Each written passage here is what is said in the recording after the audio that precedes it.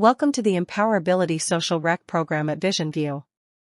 This training is designed to prepare instructors and recreation leaders to work with neurodivergent and physically disabled participants in inclusive, joyful, and safe environments.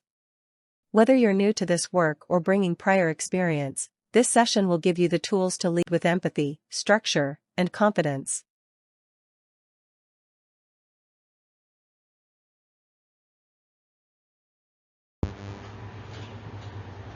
Hello, my name is Verles Page and I serve as the training director here at VisionView Professional Development Center. I want to take a moment to speak directly to those of you stepping into leadership and support roles within our Empowerability Social Rec program. This work matters, and it requires more than good intentions. It requires understanding. I've had the privilege of working with neurodivergent and physically disabled populations in both academic settings and during natural disasters. My background is in sociology, not clinical therapy.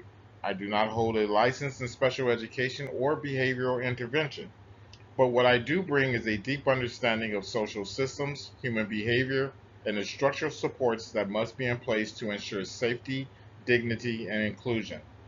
I also hold a FEMA certification in supporting neurodivergent and handicapped individuals during emergency response.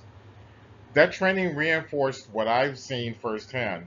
When systems fail, it's the most vulnerable who suffer. And when systems are built with care, everyone thrives. That's why I'm urging you to watch the training video in full. Whether you are an instructor, a volunteer, or a recreational leader, this is not optional, it's foundational. The flyer you'll see in the presentation, and which all of you will receive also an email and a shared version, it highlights the safety protocols we expect every staff member to follow. These aren't suggestions, they're commitments. Every participant must be supervised at all times. Transitions from point A to B must be escorted. The quiet room must be available, accessible, and respected as a tool for empowerment, not isolation, not punishment. Communication must be inclusive, and activities must be opt-in. Physical accessibility is non-negotiable. These protocols are just about compliance.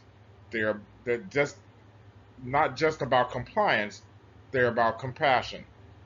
They reflect our values as an organization and our responsibility as facilitators of safe, joyful, and inclusive spaces. So please, take this training seriously. Ask questions, reflect, and above all, remember, the way we show up for our participants is a reflection of the world we're building. Thank you for being a part of this work.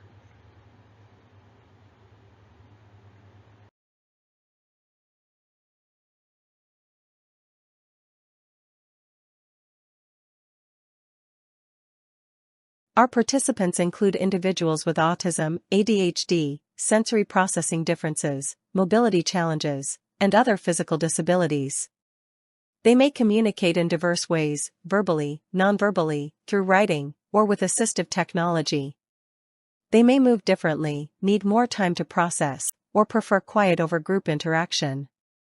Our role is to meet them where they are, celebrate their strengths, and create spaces where they feel safe and empowered.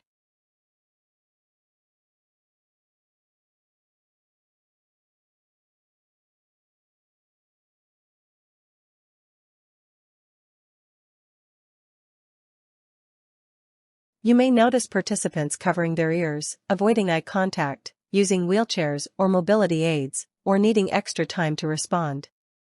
These behaviors are not defiance, they're signals. Signals of sensory overload, emotional distress, or physical fatigue. Expect differences.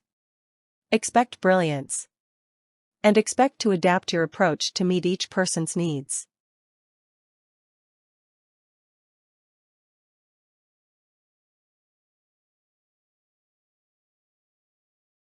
Safety is our top priority. Every participant must be supervised at all times. That means escorting them from point A to point B, whether it's from the activity room to the restroom, or from the quiet room back to the group. No one should ever be left alone or out of sight. Use buddy systems, staff handoffs, and clear communication. For physically disabled participants, ensure paths are accessible and support is available.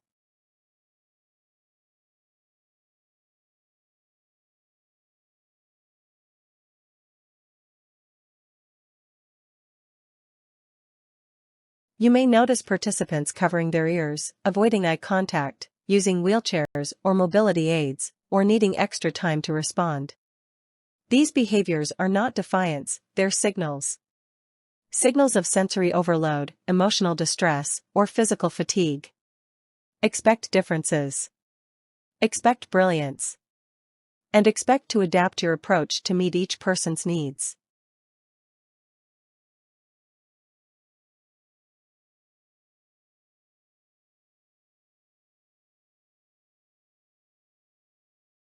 This flyer summarizes our core safety protocols.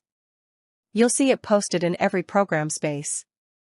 It covers physical and emotional safety, inclusive communication, opt-in activities, and de-escalation strategies. Review it often. Use it as a guide. And remember, these aren't suggestions. They're commitments to the dignity and well-being of every participant.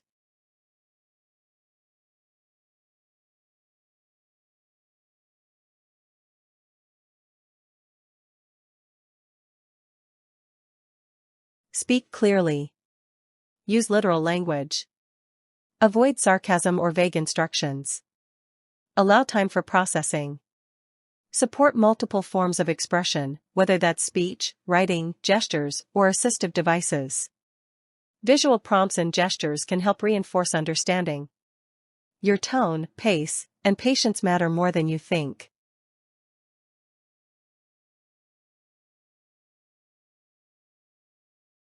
Socialization should be joyful, not forced. Offer choices, solo, paired, or group activities.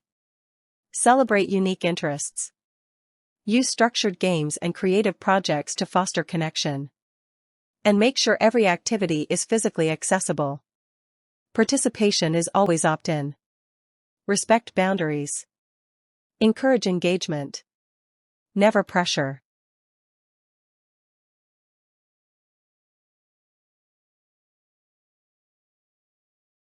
When a participant is in distress, stay calm. Validate their feelings. I see you're upset. That's okay.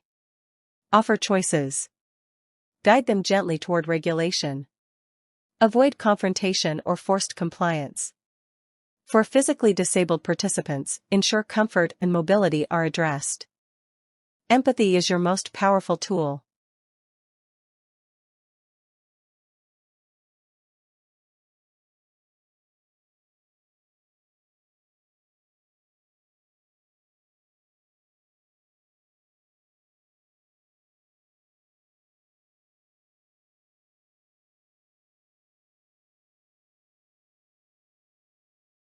Empowerbility is more than a program, it's a promise. A promise to create spaces where neurodivergent and physically disabled individuals can thrive. Safety means supervision, structure, and support. Communication must be inclusive. Socialization should be joyful and opt-in. And accessibility is non-negotiable. Thank you for being part of this mission.